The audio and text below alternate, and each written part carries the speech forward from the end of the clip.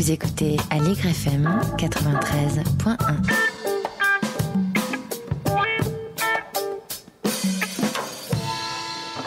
Aligre FM en direct de la Maison des Ensembles à Paris, 3-5 rue d'Aligre, où on fête notre 30e anniversaire. Alors vous pouvez nous rejoindre parce que nous bénéficions d'un microclimat, je vous jure, il y a du soleil, donc n'hésitez pas, c'est métro Gare de Lyon, c'est métro Le Dreux-Relin, c'est au bout de la rue d'Aligre, proche de la rue de Charenton, pour ceux qui connaissent un peu le quartier, et on vous accueille jusqu'à minuit, donc vous avez encore le temps. Et je vous promets, il va faire beau, il va faire chaud, parce qu'il y aura une programmation musicale de toute façon qui va œuvrer en ce sens jusqu'à donc minuit dans cette belle Maison des Ensembles. Christine Coste, première table ronde. Oui, autour donc du thème qu'avons-nous fait de nos libertés, avec autour de cette table donc Alain Léger, cofondateur de la radio On se débrouille, créée en 1978, et aussi responsable et rédacteur du site shop.fr, la mémoire des radios FM. Donc vous recensez plus de 3000 radios référencées depuis 1975. Aussi donc à Sylvain Ricci, vous êtes un ancien secrétaire national à la Fédération nationale des radios libres de 1979 à 1982 et membre de la commission HOLO qui a légalisé les radios libres. Donc vous avez été aussi animateur de plusieurs radios, notamment Radio 95, Radio Paris 80.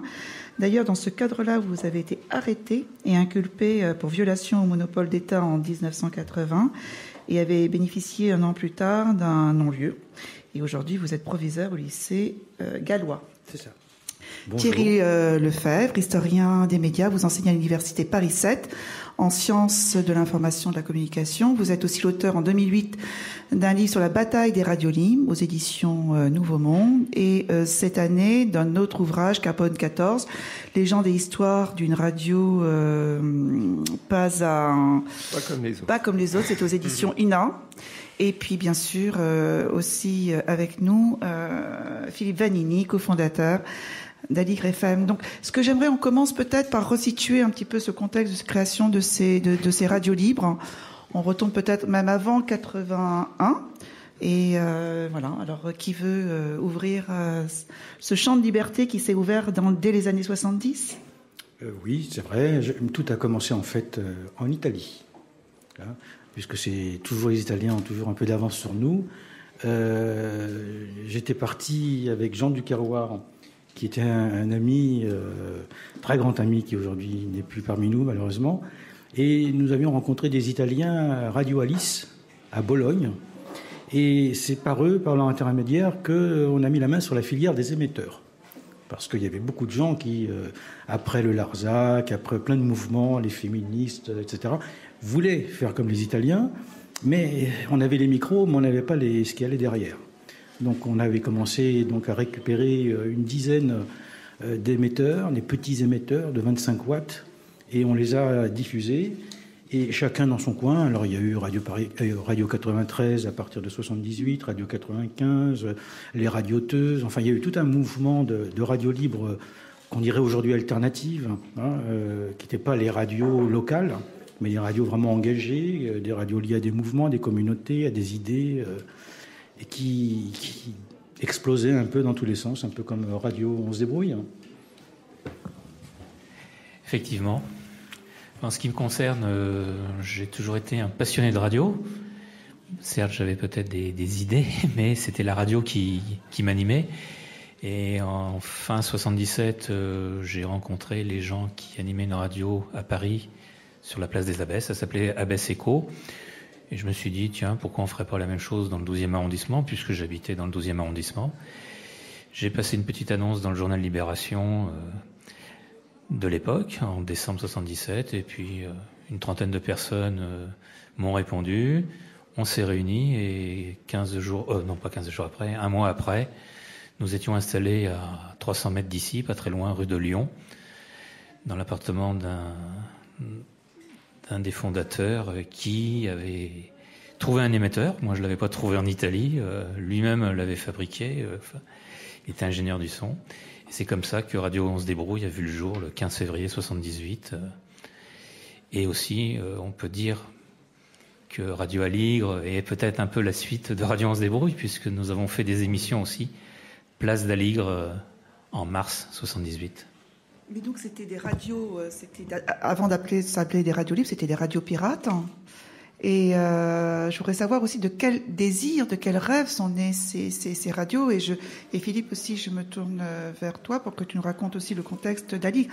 De quel désir, de quel rêve sont nés ou de quel engagement? Comme disait Sylvain, il y avait des rêves d'engagement et beaucoup de partis politiques, plutôt à gauche ou à l'extrême gauche, ont utilisé les radios et les radios libres comme un nouveau support en plus du tract ou du journal qu'elles pouvaient éditer. Et d'autres, dont j'étais peut-être, étaient plus animés par la passion de faire de la radio, alors qu'on voyait qu'en Italie, tout le monde faisait des radios dans tous les coins, dans les quartiers, dans les villes.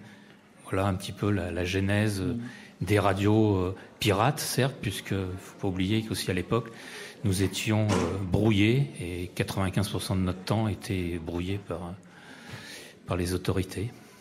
Oui, alors d'ailleurs, on va passer la parole à Thierry Lefebvre, historien des radios et qui était aussi partie prenante de cette aventure, qu'il est encore dans un autre chapitre, mais votre magnifique histoire des radios libres, qui est parue aux éditions La Bataille des radios libres, qui est parue aux éditions Nouveau Monde, retrace bien cette époque, et je pense que c'est plus à vous qu'à moi de répondre à quels étaient les rêves, parce que c'est l'époque préhistorique des radios libres d'aujourd'hui. Et je réfléchissais comme ça, et je me disais, là, en vous écoutant parler tous, que finalement, de ces radios-là, aucune n'a survécu. Oui. Même pas Libertaire. Libertaire est venu après. Oui, après. Campus à Lille. Déjà, il faut se rappeler du contexte. C'est le contexte du monopole. C'est quand même ça qui prime au départ. Il y a un monopole de la radio et de la télévision également, qui fait que l'État pèse de tout son poids sur les ondes hertziennes françaises. Il y a des périphériques ici et là, au Luxembourg, en Allemagne, à Monaco. Mais en dehors de ça, il n'y a rien. Donc il y a une mobilisation spontanée pour faire chuter un monopole.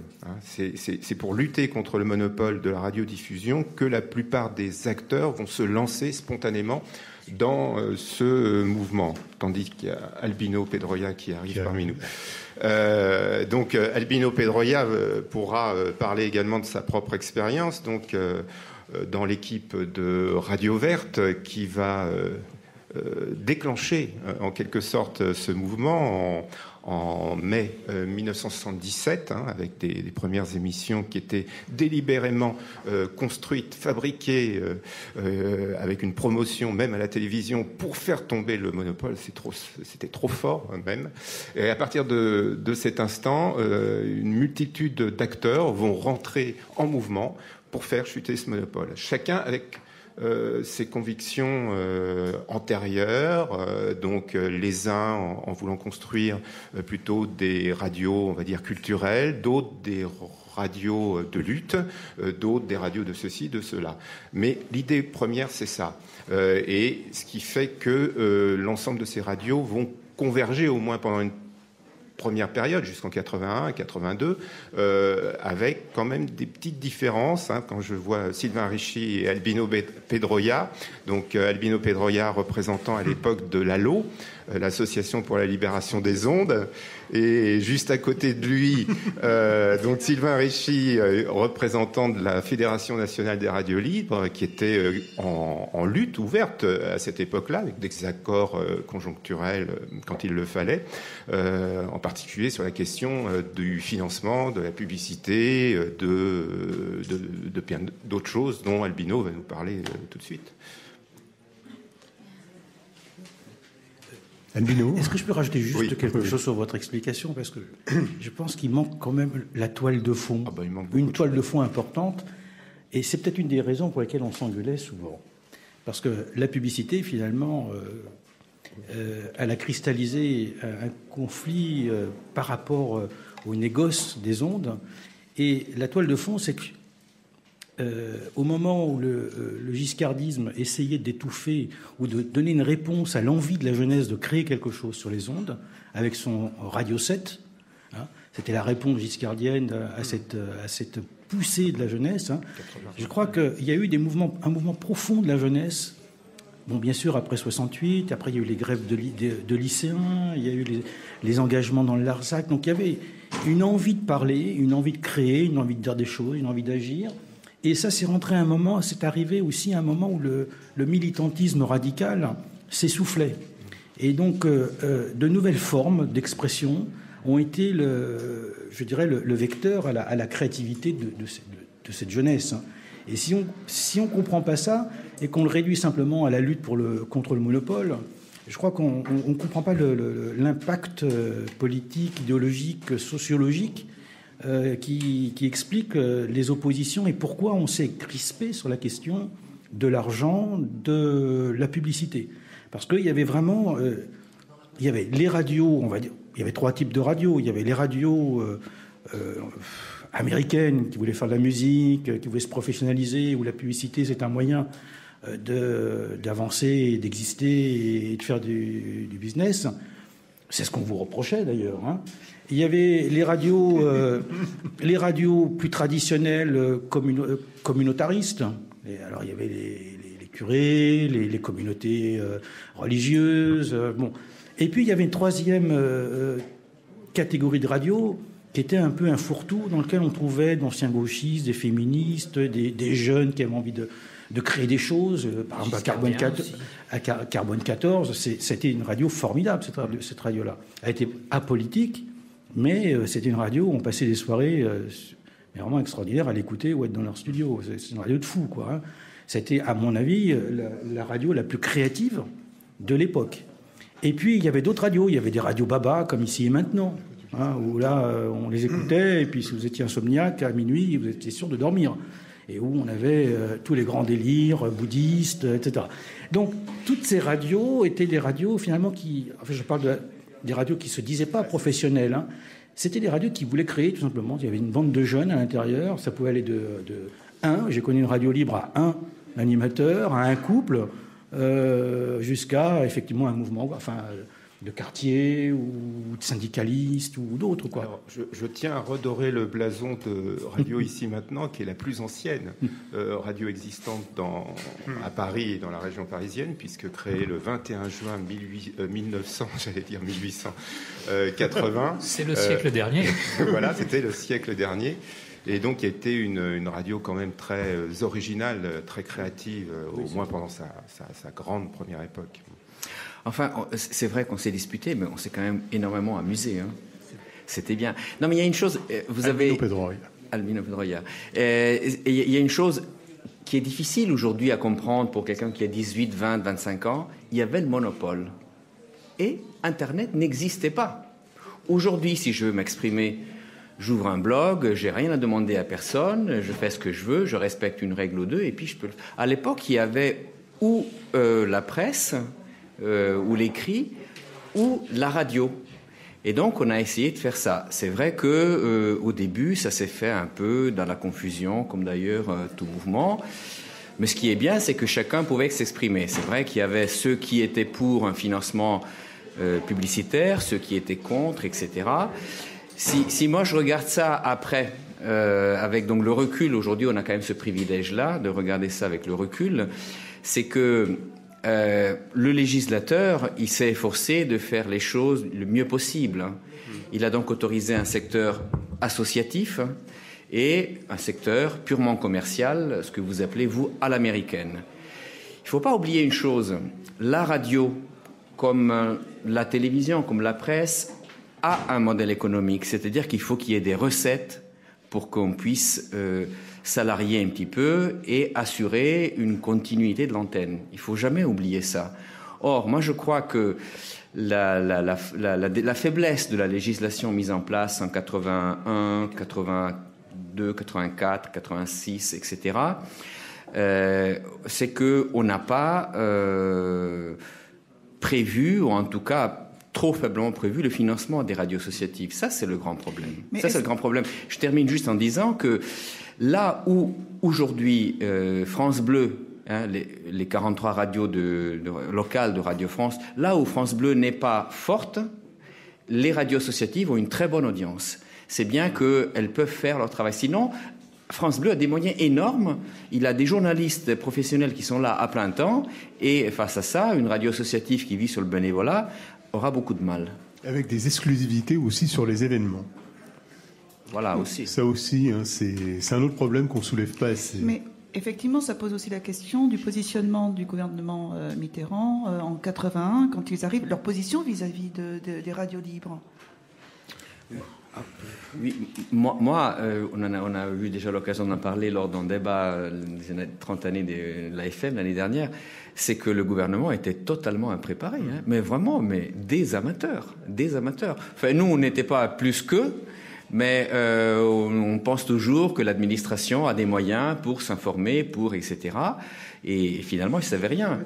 Mais est-ce qu'il n'y avait pas même une hostilité? Je pense à Pierre Mauroy dans les années 81-82.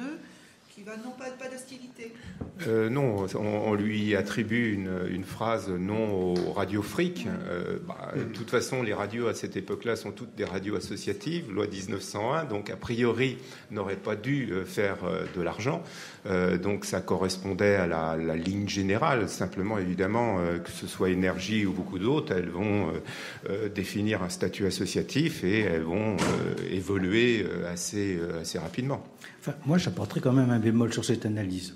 Parce que pour avoir rencontré souvent Georges Filiou à l'époque, les socialistes de l'époque avaient un modèle en tête. Alors, ils avaient une crainte et un modèle. La crainte, c'était l'invasion des radios périphériques sur la FM. Ils ne voulaient pas que Europe 1 et RTL envahissent, c'est ce qui s'est passé aujourd'hui, de façon plus ou moins directe, donc ils ne voulaient pas ça. Et jusqu'en 83, le gouvernement Mauroy a tenu bon, et s'il s'est prononcé contre la publicité, c'était pour empêcher l'invasion des radios périphériques sur la bande FM. Et le modèle, alors c'est vrai, quand ils sont arrivés en 81, ils ont ouvert un nouveau champ, mais ils n'avaient pas assez réfléchi sur le financement des radios associatives. Et il y a eu l'élaboration petit à petit d'un modèle de liaison entre l'économie sociale et les radios associatives. Ce modèle, par exemple, avec la Mutualité française, avec des grands organismes comme la Ligue de l'enseignement, les communes, les collectivités territoriales. Donc tout ceci commençait à sortir du pot, à s'engager. J'ai, en 82, participé à la création d'une régie publicitaire associative, c'est-à-dire où on avait mis en place une charte de déontologie où on pouvait rassembler des messages publicitaires, mais ce qu'on appellerait aujourd'hui les génériques, enfin ce genre de publicité qui n'est pas vraiment de la publicité commerciale ni de la réclame. Donc ça a commencé à se mettre en place. Le vrai tournant, en réalité, c'est pas 81, c'est 83. En 83, l'aile gauche du Parti socialiste, finalement, cède. C'est la rigueur, et là, c'est une autre époque qui va s'ouvrir devant, et c'est les commerciaux qui l'emportent finalement, c'est les périphériques qui arrivent par lobbying à faire céder le gouvernement, c'est l'ouverture de la publicité, et tout le rêve des... alors les radios libres sont devenues les radios locales, et puis les radios locales associatives, finalement, vont être noyées dans le tsunami commercial qui va déferler à partir de 83, parce que là, le gouvernement, effectivement, cède. Oui, alors, et il cède sur pas sur la publicité, il cède sur le financement des radios associatives. Oui, mais alors, moi je dis que 83, effectivement, c'est l'année tragique pour les radios libres, dans la mesure où il cède suite à quand même une manifestation qui était la manifestation d'énergie. Et 84, moi, 84, oui. Et c'est à partir de là vraiment que le gouvernement va laisser ouvrir la porte à tous ces réseaux. Et alors, on dit que Pour la petite histoire, je ne sais pas si c'est vrai, là je parle sous le contrôle de Thierry Lefebvre qui doit bien connaître cet épisode, mais on dit que François Mitterrand était en voyage en Irlande quand il y a eu la manifestation d'énergie et qui voulait donc obtenir plus de puissance, plus de rayonnement, donc la loi du plus fort qui commençait, du plus fort économique bien évidemment, à s'imposer. Et il a dit à un de ses conseillers, il aurait dit ne laissez pas la jeunesse s'emparer du mot liberté contre nous. Oui, c'est ce qu'on dit, oui, effectivement. C'est ce qu'on dit, mais je n'étais pas là, donc. Et c'est là que la liberté a commencé à mourir. Mais, oui. Mais votre analyse est exacte. C'est-à-dire que vous avez utilisé le mot tsunami, un gros mot, hein. Pourquoi il y a eu un tsunami? Justement parce que le gouvernement était impréparé. Et puis après, le tsunami, c'est pas lui qui l'a provoqué. C'est justement la vague des radios commerciales, avec donc le Zénith qui a été la manifestation de 84 plutôt, organisée par une agence de publicité d'ailleurs. Mais c'est parce que justement ils n'étaient pas préparés derrière. Je veux dire, il y a quand même une chose qui me frappe toujours, c'est l'automne 81, on a fait une première petite loi où on autorisait les radios associatives locales uniquement, sans publicité. C'est le seul pays au monde, parce qu'une radio associative est quand même un statut de privé, c'est pas un service public. C'est le seul pays au monde où on a autorisé des radios privées sans leur donner les moyens de se financer. Pensant que toutes les collectivités, tout le monde allait verser et financer ces stations. Si on prend un exemple d'un pays voisin, enfin, il y en a deux même, si on prend la Grande-Bretagne et l'Allemagne, la Grande-Bretagne a contrôlé ce déferlement de radios. Aujourd'hui, il y a des radios commerciales et puis il y a d'autres radios associatives. Et les radios commerciales sont, entre guillemets, bridées. Elles n'ont pas pu faire ce qu'elles voulaient. Alors qu'en France, l'impréparation du gouvernement a fait que les privés ont fait ce qu'elles ont voulu. Ils ont fait celles qu'ont voulu. Elles étaient libres. Donc, je voudrais simplement resituer mai 81 quand même par rapport au mois d'avril. Le mois d'avril, on ouvre son poste FM, on a 4 stations à écouter. France Inter, France Culture, France Musique et FIP. Et en 3 mois, il y avait 150 radios à Paris. Et déjà, et des auditeurs. C'est ça aussi qu'il ne faut pas oublier, parce qu'on parle de radio, entre nous, on a fait des radios, mais derrière des radios, il y avait des auditeurs. Et en septembre, octobre, novembre 81, une grande majorité d'auditeurs, de jeunes notamment, s'étaient portés sur ces radios musicales. Pourquoi? Parce que cette musique qu'elle diffusait, on ne l'entendait pas sur RTL, on ne l'entendait pas sur Europe 1. Et puis d'autres radios étaient écoutées aussi parce que l'expression nouvelle était là, faut pas l'oublier. Alors, Alain a tout à fait raison de souligner ça. Par ailleurs, pour essayer aussi d'expliquer pourquoi ça va quand même péricliter assez vite, effectivement, il y a cette loi de novembre 81 qui pas autorise, mais tolère les radios locales privées. On commence déjà à les appeler comme ça à cette époque-là. Et puis il y aura une deuxième loi donc en 82 qui, elle, va essayer de structurer le paysage et qui donnera lieu à la création de la Haute Autorité de la Communication Audiovisuelle qui attribuera les fréquences sur les propositions de la commission Holo en particulier. Et est évident que parmi les radios qui vont être sélectionnées dans la commission Holo, il y a quelques requins qui se décident, mais qui sont clairement aidés et soutenus par le pouvoir en place, en particulier Énergie. On ne peut pas nier que Énergie avait quand même quelques affinités avec le pouvoir socialiste à l'époque. Et par ailleurs, toutes ces radios qui effectivement sont prévoyantes, comme dit Alain, donc qui voient ce que va devenir le paysage de la radiodiffusion dans les prochaines années, commencent à faire de la publicité clandestine, à trouver des financements qui sont clandestins eux aussi, qui ne sont pas en tout cas, à mon avis, annoncés au fisc. Et à côté de ça, il y a des petites radios qui sont associatives et donc qui ont pris au pied de la lettre la loi de 81 et la loi de 82, qui attendent un peu désespérément l'arrivée de ce qu'on appelle de nos jours le fonds de soutien à l'expression radiophonique, c'est-à-dire un mode de financement avec un prélèvement, une taxe sur les activités des radios commerciales. Et ça va tarder beaucoup. Ce qui fait qu'on arrive en 84 avec la plupart de ces radios-là qui sont exemptes, qui ont plus de moyens et qui vont se vendre les unes après les autres. Alors la situation, elle est quand même propre à la région parisienne, qui est complètement saturée et qui est un enjeu fondamental pour les futures radios commerciales, puisque la tête de pont d'un réseau, ça sera forcément Paris. On verra plus tard la difficulté de Fun qui s'est créée dans le sud de la France et qui devra trouver une fréquence sur Paris pour imposer véritablement son réseau. Alors c'est là justement où le politique et l'économique rentrent en conflit, et dans une guerre qui sera gagnée par l'économique, bien évidemment, parce que il faut se rappeler aussi qu'avant 87, c'était vraiment la loi du plus fort au niveau des missions en termes de puissance. C'est-à-dire que nous, on a commencé donc dans ce quartier d'Aligre. Quand on arrivait à passer la place de la Bastille, qui était à 500 mètres, même pas, on était très heureux, on sabrait le champagne. Les émetteurs les plus puissants, qui avaient déjà des radios comme Énergie, ont commencé à asphyxier le paysage radiophonique qui s'était nouvellement créé. Et il a fallu attendre 87 pour que la CNCL demande un nouveau plan de fréquence où là, des distances minimales ont été bien évidemment respectées, mais où on a fait un écrémage terrible et que en 87, ça a été là un véritable cimetière pour des centaines de radios en France. Certains l'ont même surnommé la Saint-Barthélemy. Ouais. Si je peux me permettre de rajouter quelque chose,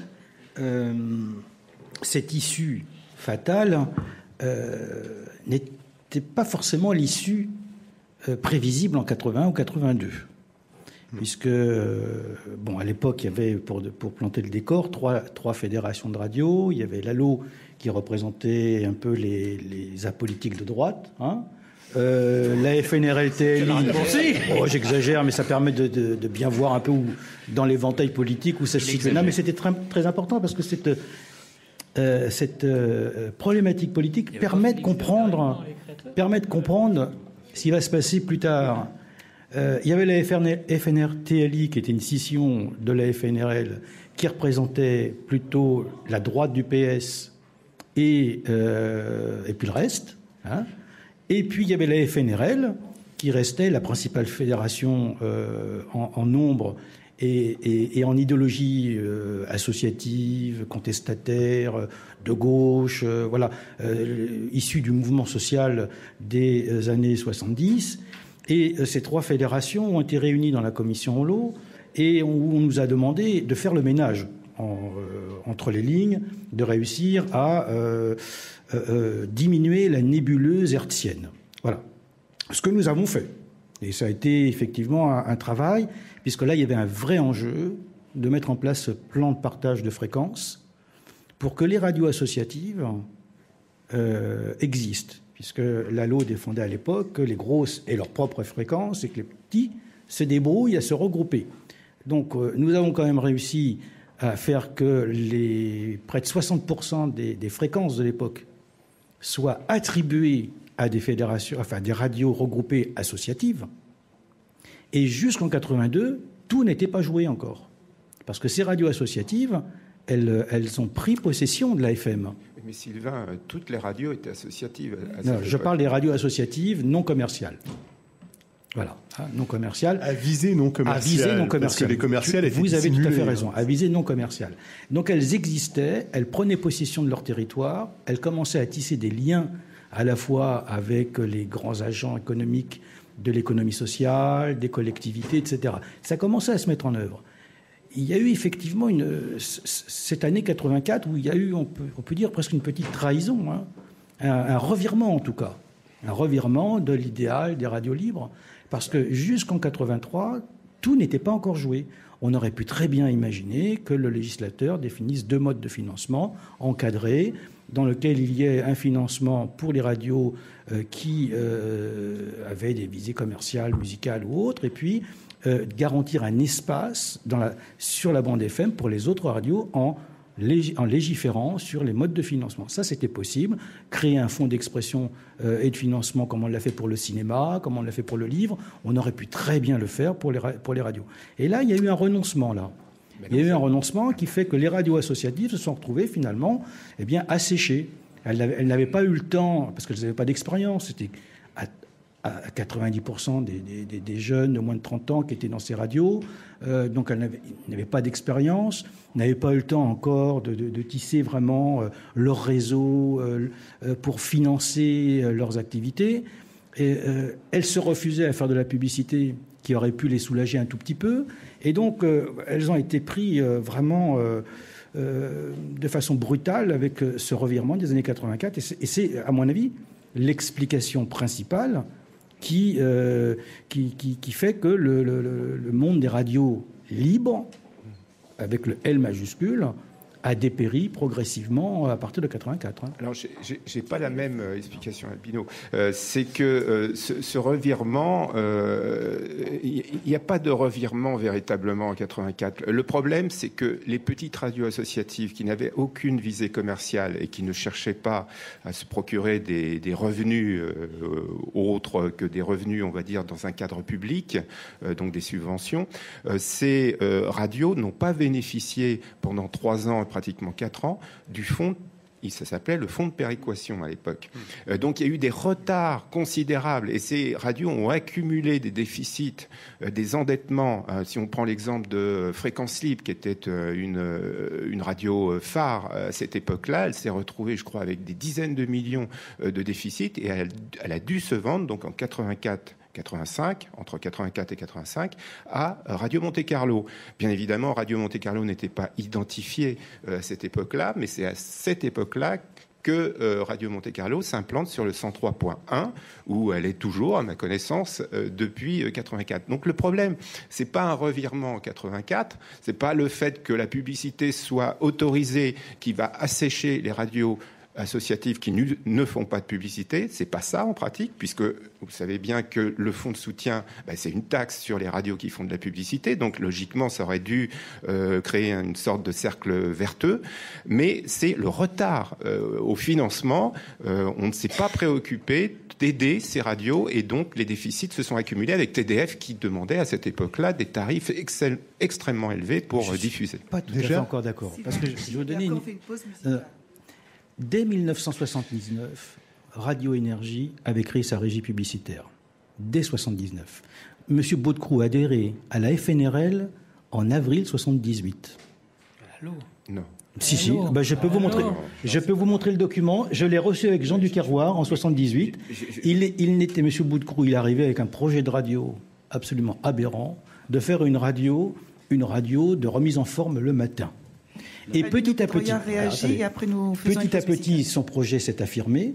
Et à partir de 1980, effectivement, il était dans une logique d'une radio. C'est pour ça que je disais américaine, parce que le modèle de Baudecroux, c'était une radio américaine.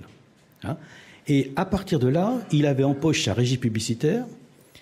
Et ces radios étaient prêtes depuis 1980.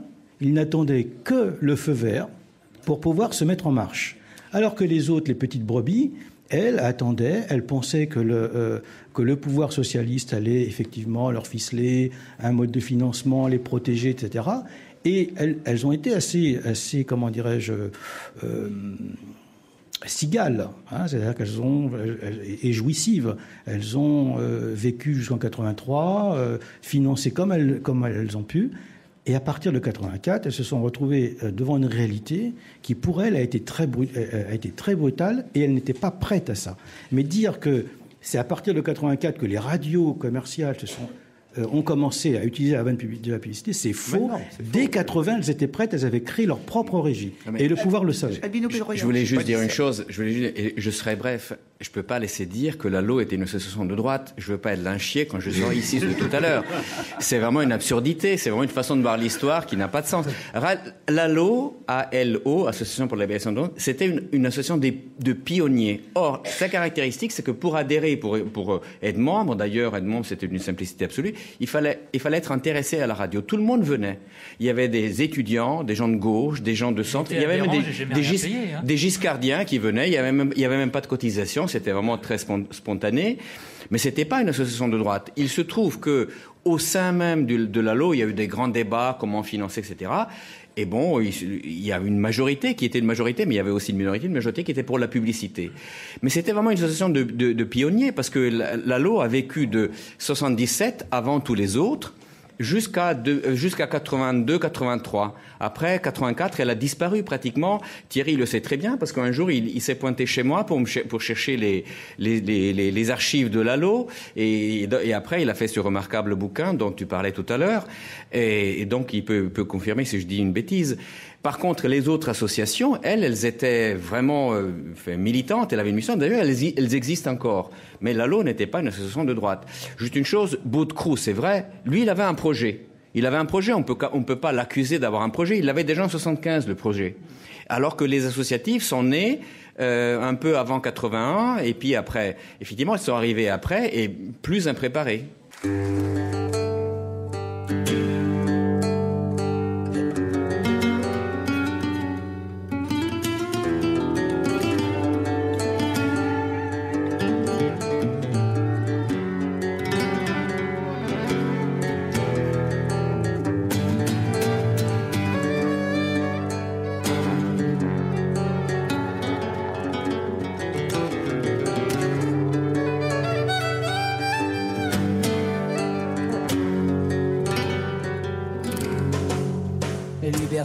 Se paie dans un seul de regret. Mais ai-je vraiment eu tort? Le chemin ne mène-t-il pas à la mort? Tu ne changerais pas 100 ans d'ennui contre 35 ans de vie. J'ai voulu voler, pas voulu marcher, réchauffer ma couenne de papier. J'ai joué avec le soleil qui m'a cramé les ailes. Mais je l'ai vu de si près que peu de gens peuvent en dire autant.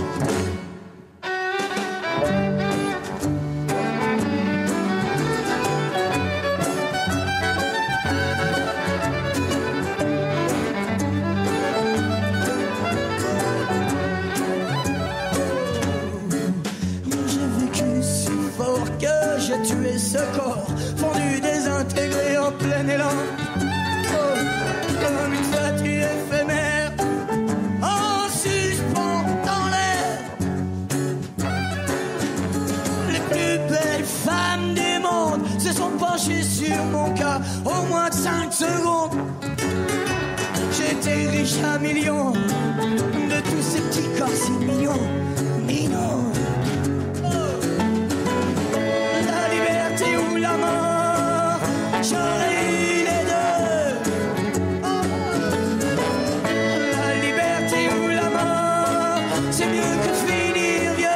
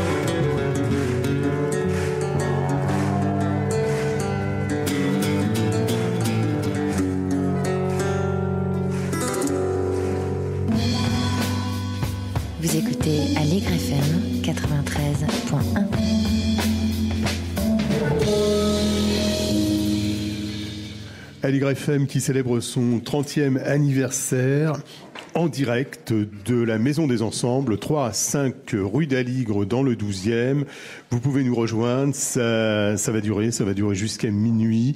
Il y a des tables rondes, on vous a déjà donné le programme, on vous le redonnera. Et il y a bien évidemment un beau programme musical, de la musique en live, donc venez avec nous, on se tiendra chaud.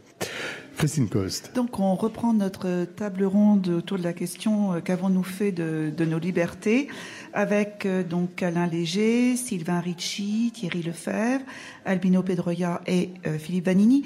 Là, je voudrais qu'on aborde pour cette deuxième partie d'émission plutôt qu'est-ce qu'aujourd'hui une radio libre.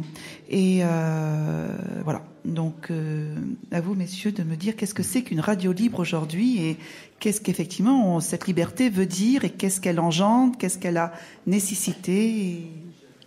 Est-ce qu'une radio libre est possible encore aujourd'hui ? Oui, alors là, moi, je voudrais peut-être répondre à l'aune de l'expérience d'Aligre. Bon, premièrement, moi, pour faire référence à ce qu'il disait tout à l'heure, moi, j'avais fait mes premiers pas en radio, non pas en France, mais en Italie.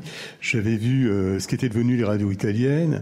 Et quand l'association avec laquelle je travaillais dans ce quartier a proposé de créer une radio, j'avais voté non. Parce que j'avais vu comment un projet de radio associatif, social, culturel, était devenu 2 ans après un véritable jukebox publicitaire. Donc, on s'est bien gardé à Aligre de suivre cette voie-là. On a résisté, mais c'est vrai que les modèles économiques dominants et aussi les difficultés structurelles de financement des radios associatives font que cette liberté est toujours une liberté qu'on vit sur la corde raide. Hein. Et ça, c'est le gros problème, c'est-à-dire le véritable modèle économique des radios libres n'est pas encore trouvé. Il pourrait se trouver, mais comme je le disais tout à l'heure par rapport au Conseil régional d'Île-de-France, même s'il y a des volontés politiques, il y a à partir de là des systèmes bureaucratiques qui entravent et qui ne sont pas du tout adaptés au fonctionnement des associations. Et là, on se retrouve avec la question de cela, mais de cette difficulté donc d'assumer cette liberté. Mais la liberté, c'est pas simplement la liberté d'émettre. La liberté en soi ne veut rien dire. C'est-à-dire que il faut parler aussi, quand on parle de radio libre, il faut parler de contenu. Et c'est vrai qu'il y a rarement, d'ailleurs, ce discours sur les contenus. À quoi on doit servir ? Qu'est-ce que ça peut représenter pour aujourd'hui un média indépendant dans l'univers médiatique que l'on connaît, qui peut être proche qui crée du lien social, qui est aussi un émulateur culturel. Est-ce que ces médias-là, tels que les nôtres, les quelques rares radios associatives qui perdurent, là je parle de Paris, hein, mais bon, il y en a un peu plus en France, mais est-ce que ces médias-là, qui sont à mon sens et à notre sens essentiels, vont pouvoir continuer, sans modèle économique véritable, à jouer ce rôle social fondamental, surtout en période de crise, où le lien social va émerger, la nécessité de lien social va émerger de plus en plus? Oui, alors il y a déjà un problème de définition. On est nostalgique, donc on parle toujours de radio libre, sachant quand même que cette expression, elle est datée. Hein, elle correspond à 77, 82, 83. Après, on parle de radio locale privée. Privé ne signifiant pas forcément radio publicitaire. Donc effectivement, la difficulté pour les radios, on va dire, de proximité, hein, c'est comme ça qu'on peut définir un média comme Radio Aligre, c'est le financement. Et dans le contexte de crise, comme on a l'habitude de l'entendre, actuel, ces financements ont tendance à se réduire, pas à peau de chagrin encore, mais l'avenir n'est pas forcément extrêmement rose. Cela signifie, à mon avis, que ces radios sont trop isolées les unes par rapport aux autres et n'ont pas constitué, même s'il y a des fédérations, des associations qui ont survécu à l'aventure de 1981, ne se sont pas révélées suffisamment solidaires et n'ont pas trouvé un mode de financement collectif, je dirais. Moi, je verrais bien, enfin bon, c'est peut-être une utopie totale, une fondation qui aurait pour fonction de suppléer à l'argent provenant du fonds de soutien à l'expression radiophonique et qui pourrait fonctionner grâce à des entreprises privées, pourquoi pas, sans mainmise sur le contenu des radios, sans choisir telle ou telle radio, mais un ensemble, une activité qui serait une activité d'animation, de proximité, de formation des jeunes à des pratiques radiophoniques, ce qui est la force des radios de proximité. C'est la possibilité pour des jeunes d'aller frapper à la porte, de dire ben voilà, j'ai de l'énergie, j'ai une disponibilité, j'ai envie de faire quelque chose. Ça, ils peuvent pas le faire à RTL, ils peuvent pas le faire à Europe 1, ils peuvent pas le faire non plus à Énergie. Ils vont pouvoir peut-être le faire là pour ensuite vivre leur vie. Donc il y a peut-être quelque chose à imaginer de ce côté-là, mais qui n'est pas suffisamment réfléchi. Sylvain Ricci, vous vouliez réagir? Oui. C'est pas grave, c'est une balance. Oui. Ça passe ou ça passe pas? Oui, ça passe. Allez, oui. Ça passe, c'est pas le problème. Non, allez-y, Sylvain. Allez-y. Non, parce que j'ai le sentiment que finalement la réponse à cette question, c'est très proche de la même question qui concerne la presse écrite. Parce qu'il y a eu une normalisation finalement des radios libres, et c'est devenu un média comme la presse écrite. Et les problématiques de survie et d'évolution sont très, très, très proches. Qu'est-ce que représentaient les radios libres pour savoir ce que ça peut représenter aujourd'hui? Ça représentait deux problématiques. La problématique de la liberté, de l'expression sans frein, créativité, contestation, ouverture, simultanéité, rencontre. Bon, c'était ce phénomène-là. Et le deuxième phénomène des radios libres, c'était également un engagement, un média qui servait de support à ça. Voilà. Et le lien entre le média et la créativité, c'était la jeunesse de l'époque. Bon. Aujourd'hui, où est-ce qu'on retrouve ça aujourd'hui, si on se pose la question? Il y a plein de gens qui ont plein de choses à dire. Où sont les nouveaux médias? Il ne faut pas chercher très loin, c'est le net. Quand on regarde ce qui se passe autour des blogs, autour de... regardez par exemple quand il y a eu le débat formidable sur la Constitution européenne. Où se situait le vrai débat? Il se situait en réalité sur le net. C'est là que des millions de personnes ont utilisé le net comme une radio libre, sans frein, avec tous les excès qu'on peut avoir et imaginer. Donc, à mon avis, un financement sous tutelle des radios locales, j'y crois pas trop. Si elles n'ont rien à dire, on pourra toujours les financer. Mais il faut relier l'acte de dire des choses, et des choses qui voilà, cette nébuleuse de l'expression, avec le financement qui viendra naturellement derrière. Quand vous rassemblez des gens qui ont quelque chose à dire, chacun peut mettre la main à la poche et financer quelque chose. Donc moi, je crois plus à un rapprochement du média radio avec le net, comme on peut l'imaginer, comme on le constate entre la presse écrite et le net, où aujourd'hui on va de l'un à l'autre, où la survie d'un journal écrit se joue peut-être sur sa page web. On voit bien qu'en tout cas, il y a un lien entre les deux. Il se passe une relation économique. L'un finance l'autre, l'autre éponge l'un, etc. Donc moi, je pense que l'évolution de la liberté d'expression, tout ce qu'elle a de riche, finalement, ce n'est pas les radios libres qui sont en jeu, c'est la liberté d'expression. Eh bien, c'est sur le net et en lien peut-être avec une radio qui peut être le support réel, parce qu'à un moment donné, les gens ont besoin de se voir quand même, de se voir, de se rencontrer, d'échanger comme on le fait ici. Sur le net, on est tous invisibles. Et c'est insatisfaisant. Donc je crois que c'est sur cette piste-là qu'il faut peut-être avancer. Alberto Pedroia. Oui, Albino Pedroia. Non, juste une chose. La radio, c'est quoi à la base? C'est le contenu. La seule chose qui intéresse l'auditeur, c'est le contenu. Mais l'éditeur, lui, il a 2 préoccupations, le contenu et le financement. S'il n'a pas de financement, ma conviction que je partage, c'est si je n'ai pas les moyens de financer ma radio, je ne peux pas faire dans la durée du bon contenu. Je ne peux pas. Et donc, le débat aujourd'hui, tout ce qui s'est passé, on l'a évoqué dans la première partie du débat, tout ce qui s'est passé dans les 30 dernières années, finalement, c'est bien, parce que au moins, il y a beaucoup de radios associatives qui sont toujours là. Donc, c'est bien. Maintenant, il faut penser au futur. Tu parlais, Philippe, de l'Italie.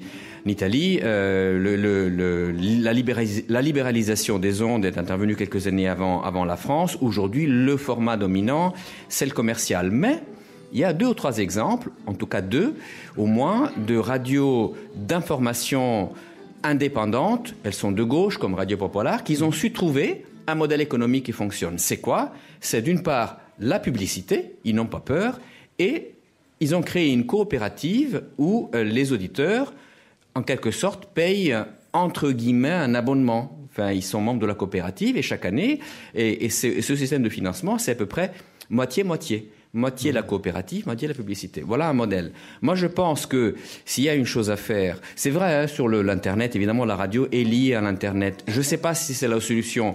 Moi, chaque jour, je suis étonné de constater que tout le monde a Internet et il y a 43 millions de personnes qui écoutent toujours la radio, dont au moins 40 l'écoutent sur la FM. C'est quand même ça que je constate. Donc, moi, je pense que s'il y a une chose à faire, c'est il faut mettre à plat le problème. Il y a une étude à faire, c'est le CSA, c'est la DGMIC qui devrait le faire, sur la réalité des radios associatives et leur financement, et trouver une solution. Parce que si on ne trouve pas une solution pour financer ces radios, qui forcément n'est pas facile, surtout aujourd'hui, cette solution, vu les états des finances publiques, mais il faut faire ce travail-là, il faut passer par là pour trouver une solution.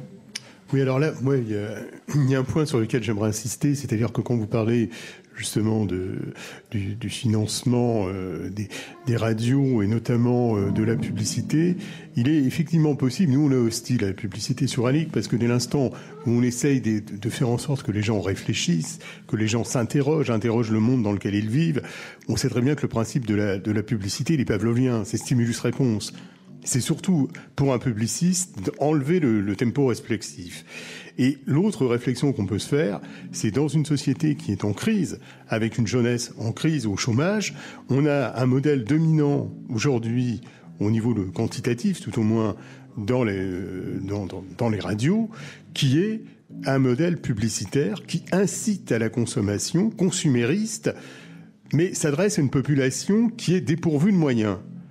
Et là, je dis que même par rapport à la crise des banlieues, il y a des responsabilités, des culpabilités concernent mal, mais sur lesquelles on devrait commencer à s'interroger. Parce que c'est vrai que le but d'une radio, moi j'ai entendu Bélanger sur Skyrock, parler de Skyrock et dire ma liberté, c'est de choisir plusieurs publicitaires ou agences de publicité, tout ça. Si c'est ça la liberté, bonjour, c'est une aliénation. Donc ce qu'on peut faire, nous, moi, ce que je pense et ce qu'on fait au niveau d'Aligre, c'est d'avoir des financements extérieurs, publicitaires, mais en synergie. C'est-à-dire que, mettons, on a eu très très longtemps un lien avec les dictionnaires Le Robert. Bon, avoir Alain Ray et toucher de l'argent pour faire des émissions sur la langue française, ça nous va très bien. Avec les éditions de la Différence actuellement, c'est pareil. Recevoir Michel Butor, Alain Sixou dans une semaine et toucher aussi de l'argent pour cela, oui, ça d'accord. Parce qu'il y a une compatibilité. Mais effectivement, hors compatibilité, je pense que c'est un modèle qui devient très dangereux parce que c'est le consumérisme. Et justement, le rôle des radios libres, c'est peut-être d'être complètement une contre-culture par rapport au consumérisme. Non, mais d'accord, chacun fait ses choix. Effectivement, on peut faire le choix de ne pas diffuser de la publicité. Dans ce cas-là, il faut trouver une autre ressource. Hein. Et il y en a. Il faut la trouver. Il y a une forme de ressource qui, en France, est peu développée. C'est le don, le soutien aux radios. Je rappellerai qu'au départ, les radios qui n'avaient pas de publicité, où la publicité était interdite, il y avait des cartes d'auditeurs, etc. Ça ne marchait pas. ça ne marchait pas. Mais au jour d'aujourd'hui, il n'y a qu'un seul réseau de radios associatives, puisque c'est des radios associatives, c'est le réseau RCF, Radio Chrétienne Francophone, qui fonctionne très bien et qui fonctionne uniquement par les dons des auditeurs. Alors évidemment, chaque radio, elle tourne entre 300 et 400 000 euros par an et elle arrive à salarier 4 à 5 personnes parce qu'il y a une communauté derrière qui apporte des dons. Un public captif. Un public. Oui, mais c'est peut-être... 60 radios en France. C'est peut-être pas ça non plus le rôle des radios libres. Parce que c'est les radios communautaires, cela. Oui, il y a Radio Notre-Dame aussi qui est dans le même cas. Juste quand même pour finir sur une note peut-être plus optimiste, hein, avec une ouverture. Quelle utopie portent encore les radios libres ? Quelle utopie peuvent-elles porter et quelle contre-culture aussi engage-t-elle ? Ça, c'est un vaste débat. Moi, je pense que la valeur principale d'une radio associative, c'est qu'elle permet, dans une région géographique donnée, qui en général est plutôt locale que régionale, évidemment, elle permet de s'exprimer, de parler d'une manifestation culturelle qui est organisée ce soir à la Bastille, de parler de quelqu'un qui publie un livre à compte d'auteur, il vient, il peut s'exposer. Peut-être qu'il n'aura pas sa place sur France Culture, bien il vient ici, il peut s'exprimer. Pour moi, l'utopie aujourd'hui, c'est que cette liberté qui aujourd'hui existe. Je veux dire, une fois qu'on respecte 2 ou 3 règles de base, non la contre la haine, le racisme, etc. On a quand même un espace de liberté que le législateur autorise et il faut en profiter.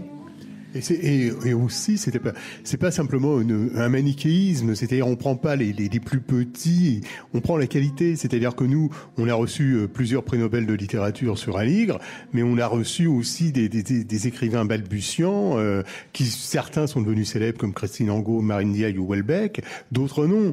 Mais c'est avant tout d'avoir ce souci-là, c'est-à-dire ce souci de la qualité et du respect de l'auditeur en lui offrant quelque chose de qualité. L'idée quand même avant 81, c'était donner la parole à ceux qui ne l'ont pas.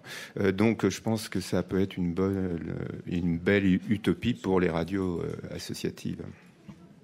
Sylvain Ricci, le dernier mot de la fin. Écoutez, pour moi, le vétéran, presque en retraite, je dirais que les radios libres, c'était la subversion quand même. Ouais. C'était de déranger.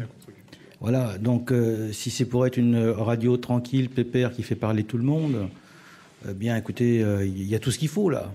Maintenant, si on veut vraiment porter l'idéal de la parole alternative, pas forcément la parole marquée dans un camp ou dans un autre, mais celle qui dérange, comme les artistes qui dérangent, les politiques qui dérangent, les créations qui dérangent, qui bousculent, qui remettent en cause les normes, qui font évoluer les sociétés finalement, hein.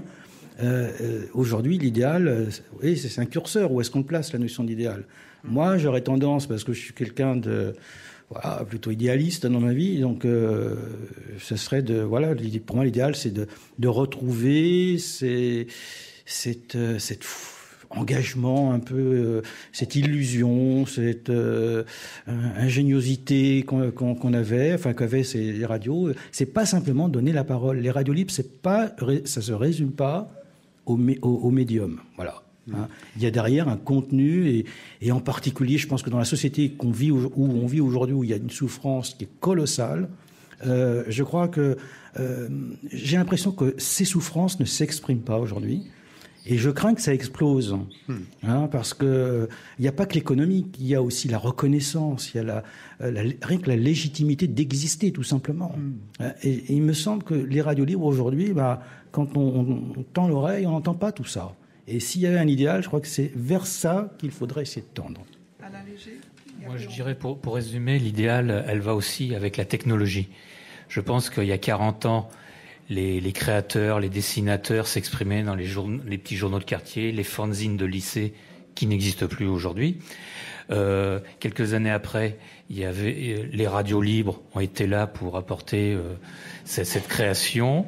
Aujourd'hui, en l'an 2010, c'est Internet, c'est les blogs, comme tu le disais, Et peut-être que dans 20 ans, ce sera une autre technologie qui apportera la création, les jeunes qui s'expriment, et l'utopie qui s'exprime. On parlait de subversion, que cette subversion nous accompagne durant toute cette soirée.